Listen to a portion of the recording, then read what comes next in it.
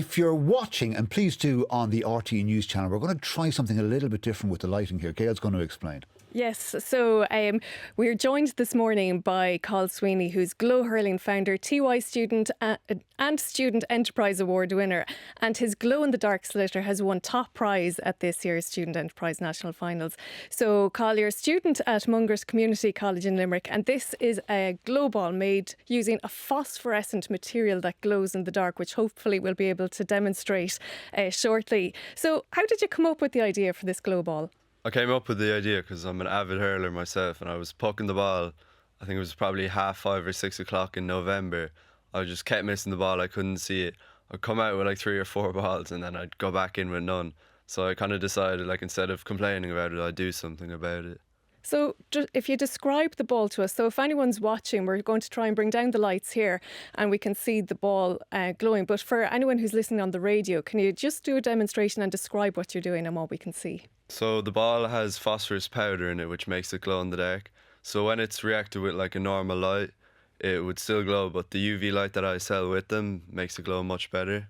Yeah, just lift it up there a little bit so we can see it. Yeah, there you Go go. Yeah, on, yeah. Go on. Oh, yeah. So I have different colours. This one glows green. You can't see it that well because it's not. Yeah, I can see it glowing Pitch green. dark. We can there, see yeah. it glowing, yeah.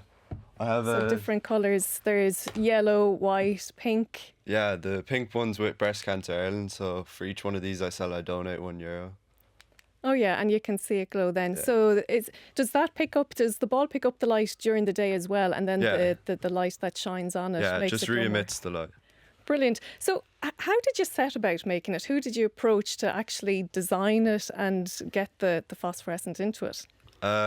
I contacted like standard GA manufacturers for the balls because I knew it was like an injected mould, and I thought it was fairly straightforward to put the actual powder in it.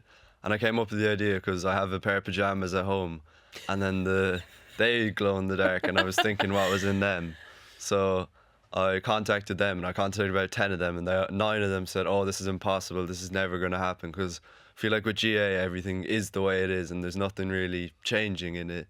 But the one that came back to me, like after going back and forth, sample after sample, I finally found one that I was happy with. And your own club, do they use these balls, or what do they think of them? And what is your club? My club is Mungret St. Paul's, GA.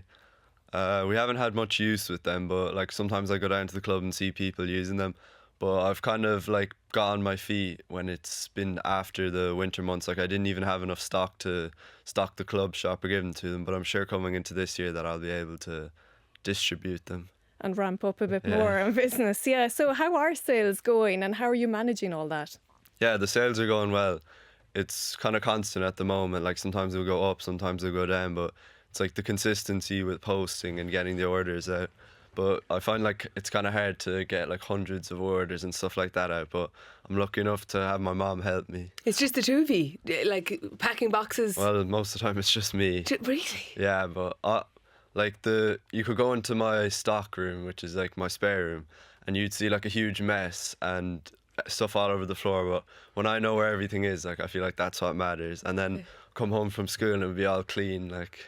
Cathal, I can see, I mean, there's a huge use for this at home for a start, but there are plenty of clubs. I know in our club that there's always rows about how long the light should be left on, and that people who want to train, for example, at the hurling wall after the lights have gone off, that would be hugely useful, and you will save clubs a fortune by not having to keep their lights on after training when people want to keep going. Yeah, I know. Even at my own club, they can't afford to keep the lights running the whole time just for a few lads pucking a ball on the wall. And even in the countryside where there's clubs that couldn't afford to get big floodlights put in that are costly, small clubs, it's a cost-effective way to play hurling whenever you want. Save us having to turn people's car lights on to keep everybody going at that hour. And there are demonstrations on your TikTok as well. There's Glo Hurling, is it? Glo.hurling, same way on Instagram. If people want to look it up. So will the business have to take a back seat next year going into 5th year?